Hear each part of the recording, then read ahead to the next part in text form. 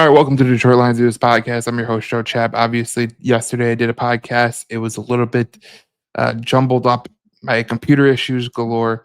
So I thought I would post a YouTube video today. Speaking on the Detroit Lions and Chicago Bears game preview, this is the official game preview for the Detroit Lions versus Chicago Bears. Now, we usually do this on Thursday, but it's good to do it on Friday. We'll do more videos on Fridays, especially as injuries become more frequent with the Detroit Lions. But as we look at the injury report today, uh, the injury report for today for the Detroit Lions, only player out is Trevor Nowatzki. He was out last week as well. Theo Mvaki is doubtful with a hamstring. Taylor Decker is questionable with a shoulder injury. And Kirby Joseph was just added to the injury report today with a knee injury. Now, what I would caution people to think about is that the potential of Kirby Joseph missing is not really that frequent. What it means when he goes on the injury report this late in the process is maybe he got an injection in his knee, or he got his knee looked at one point. Now they put it as questionable because they want to see if he's good to go for on Saturday when they make the official injury report. They could obviously take him off the injury report. They could absolutely downgrade him to out or doubtful. And we'll see what happens tomorrow when the injury report comes out at about around 4 o'clock. You start seeing roster moves and injury reports and downgrades and upgrades. So we'll see how that goes. Now, on for Taylor Decker. Johnny Morton said yesterday, we're totally expecting Decker to play. Today, Campbell said he'll be ready to play as long as he feels right. They think he's in a good situation, but he couldn't give a definitive yes. So it feels like, assuming that he will play, Decker is going to get the days off that he deserves, because when you talk about a guy like Decker, he's a veteran. He's going to get the benefit of the doubt, and the coaches are always going to err on the side of caution with a guy like Taylor Decker, who is an older player. And if he can't go, it opens up a spot for Giovanni Manu to start on the team, because Jamarco Jones got hurt last week in practice. He's out for the season. Dan Skipper hasn't been practicing. So if Taylor Decker does come and he does play, and he has to go out for any apparent reason with a shoulder injury, Giovanni Manu will be your backup, will be your starting left tackle. Maybe they move Sewell to the left tackle and Manu over to right tackle. That will be an interesting dynamic. But as we look at the Detroit Lions and the Chicago Bears, last week it was a horrible game for the Detroit Lions. I thought they could have played a lot worse. And after watching the film in the All 22, it was apparent that they just had a bad game. And when I talk about a bad game, you think about the things that happened in the game that were irregular. Like if you make that pick with Alex Anzalone, it could change the game. You make if that that pick six doesn't get called back, it could change the game. Overall, there's a lot of things that could have changed the game. Them being in the red zone a couple times could have changed the game.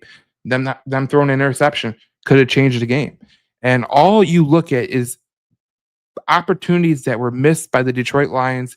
And usually when they do miss those opportunities, they usually do lose. We've seen that last year with the Tampa Bay Buccaneers, where they got in the red zone a ton of times and they could just never put it in the red zone.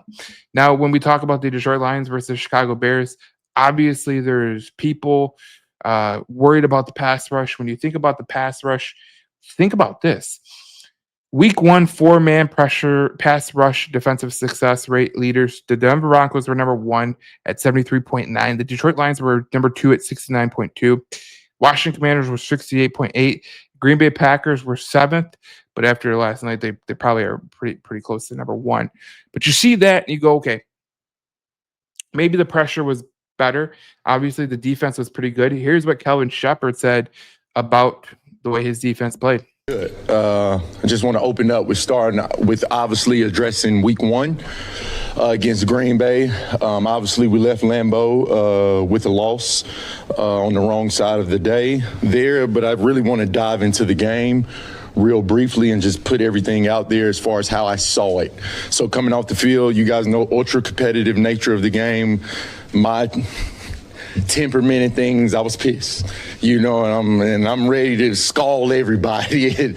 But then you sit back and look at it, and after the second time and after the third time, you go, there's a lot of good football on this tape. We played 47 snaps defensively. and they had 188 passing yards, 78 rushing. So if you look at an NFL game and you tell me the Green Bay Packers are going to have 188 passing yards and 78 rushing, did you play a winning brand of football? I would tell you yes, but then you have to look deeper into that. So what happened? Why did we give up 27 points? And it's a lot of things that go into that, a lot of different variables that go into that. But let's start with the pass game. 188 yards. Well, I believe it was play 18, 19 of the game. We had back-to-back plays where we allowed a 48-yard explosive pass and a 17-yard explosive touchdown pass that we went into the game saying, you got to make these guys beat us. You cannot give them things because that's when they thrive. You have to make them beat us, and we did not do that on back-to-back plays. Inexcusable, and that's been addressed. So you take, what is that, 48-17? I'm not a math major, but I believe that's 65 yards. You take that off of 180, you're looking at 120 yards passing on the day. Let's go into the run game. We held them to 3.1 rushing. That's a good day in the NFL against a back like that. It's a good day. But we should have been dominant in the run game. We should have been at 2.2. Why do I say that? Because one of those was a 15-yard explosive run that should have never happened. That's been addressed as well. So when you go in the day, it's a lot of good to take for it. So 47 plays, I just gave you 3. Where you 2.2 in the run game and 120 yards passing. That's who we are. And that's who I expect us to be, and that's who we will be. And it's non-negotiable. And all this stuff has been addressed with the people it need to be addressed with. And more importantly, the players are holding each other accountable. And in the NFL, that's why each practice, each rep you get, each opportunity you get on that grass is so critical and important because you never know which one is going to be the one. You never know. You can't leave the game playing this game up. We played good defense on 40 snaps, but 7 snaps. We're not doing that this year. You're going to pull your weight. I'm going to pull my weight. The staff's going to pull their weight. And we're moving on to Chicago. And I'm looking for us to play up to the standard that we're capable of playing up to. Any questions? So enough said by Kelvin Sheppard. Obviously, Kelvin Sheppard was saying the same thing I was saying. When you watch the tape, you come away a little bit more enthused with the way that they played. Obviously, it didn't translate to points. Obviously, it didn't translate to the way they could have held Green Bay off the board. But if you hold serve on some of those things and you limit the big plays, those are what matter in the NFL game. And I go back to the whole thing about 3 to 4 plays of every football game are huge plays. They usually dictate the outcome of the game, whether it's a bad punt that gets shanked, whether it's a missed field goal, whether it's an interception, whether it's a missed block that leads to a sack on 3rd down. Those are the type of things that can really skew the momentum of things. So when we look to the Chicago Bears game against Chicago, there's 2 things that can be said. When you look at Chicago, there's a couple things that are above the norm. When you look at Chicago's quarterback, Caleb Williams, when he's blitzed, which was 59.1% of it the time. No, I think it was 40%. 40%. He completed 33% of his passes, which is unbelievable. I'm choking up because it's literally just unbelievable. Under pressure, which was 45.5% of the time.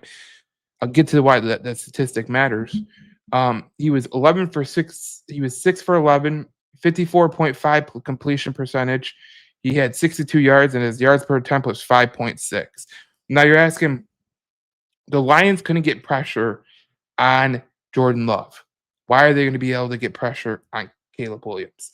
Now, if you look at the pressure charts, which I have in front of me, I'll tell you, Braxton Jones, their left tackle, had 6 pressures that he gave up alone. Okay, Jonah Jackson had 5 pressures that he gave up alone. Joe Thuney, who came from the Kansas City Chiefs, 4 pressures. Drew Dahlman, their center, 4 pressures. They had a bad day at the office. Their best player was Theo Bennett, the right tackle, who gave up 0 pressure. So the Detroit Lions are going to do some things, and I think this would be smart, is if they move Hutch to the left tackle side, move Davenport to the right tackle side, or you could put Davenport on the right tackle side, the left tackle side where he usually is, and then Aiden Hutchinson, who is a tough guy to block, and regardless, he can, make the kid feel it. I mean, obviously, we know about Caleb Williams. The one thing we do know about Caleb Williams is you get pressure on him. You can get pressure on him. Sacks are not important in this game because Caleb Williams is a very hard player to get sacks. Now, there's times where like last year, I think he was at 25% in the pressure to sack ratio. But when we talk about Caleb Williams, usually he's a tough cookie to get down. And the offensive line is revamped for the Chicago Bears, but they were absolutely dreadful last week. And as we go through the passing pressures, I mean, when he's under pressure, which was 45.5% of the time, he completed 55% of his passes. Just unbelievable. So when you think about how are you going to beat the Chicago Bears, the issue with is you should beat the Chicago Bears and you should be able to pressure Aiden. You should be able to pressure Caleb Williams because you got Aiden Hutchinson on the other side. Davenport's going to be probably going against their left tackle, Braxton Jones, who gave up 6 pressures last week.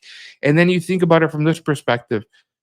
DeAndre Swift is their running back. When you look at their running back, DeAndre Swift, did he run a majority of the time? He ran up the middle right and the middle left, which, if you think about it, is a good area for him to run up against the Detroit Lions because they have Tyleik Williams and they have DJ Reader.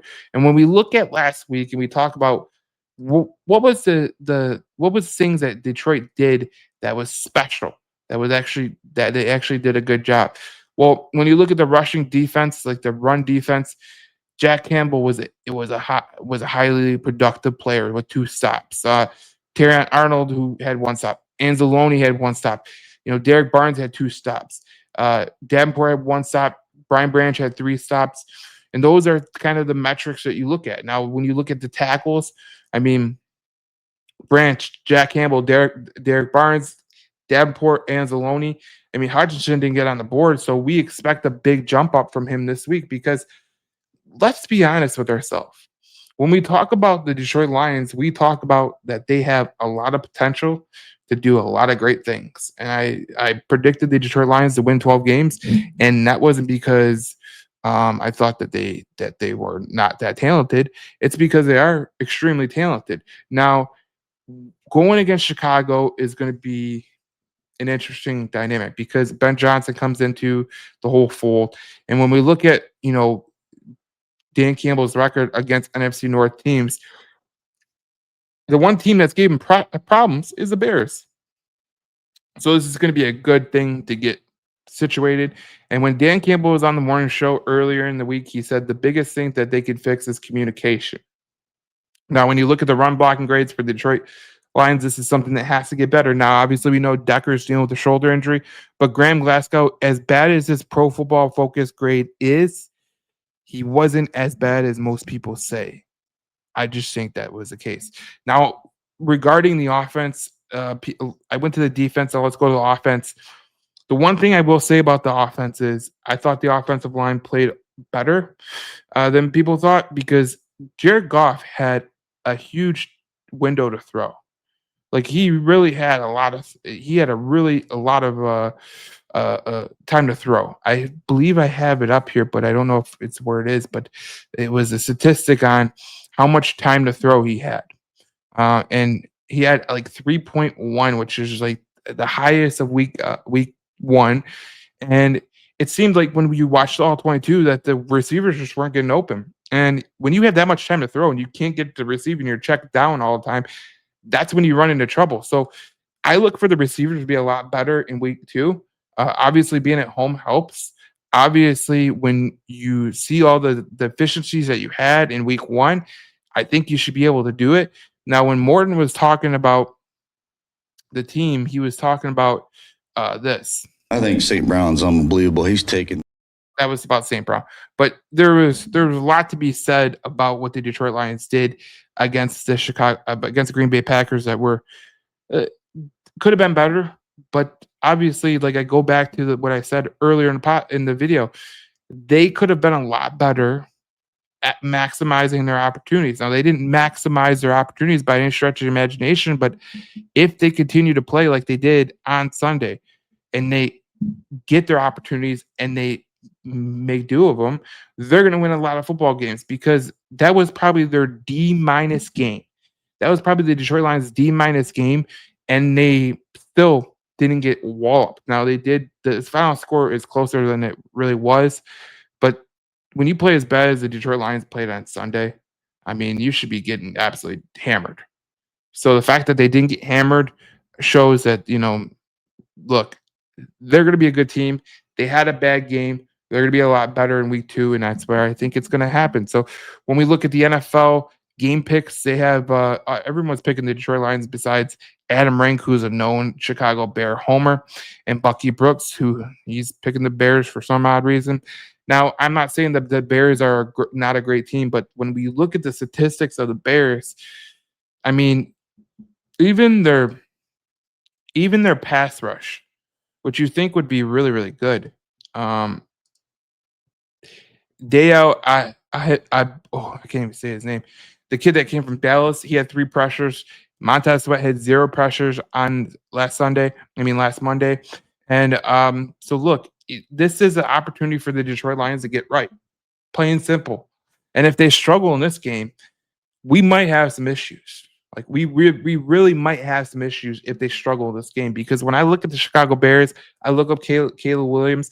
I look at the fact that if you blitz him, if you get him under pressure, he's a way different quarterback than he usually is. And take this into a grain of salt because it's 1 week, but his off-target percentage in week 1 was 26%. If that keeps up, he's going to be in a world of hurt, especially when the Bears aren't winning football games because he can't make the right throw. So this is going to be a very interesting game for the Detroit Lions perspective. They have to get right. They have to make do with what they have, and they have to win this game, because when you look at Baltimore and the facts of the matter of what Lamar Jackson does to NFC North teams, 32-1.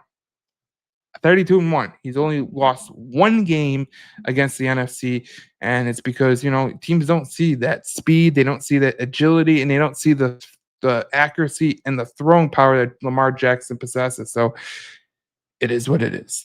We'll see you next. We'll see you at the posting podcast when we talk about the Detroit Lions and the Chicago Bears. So let's see what we got. It's coming Sunday.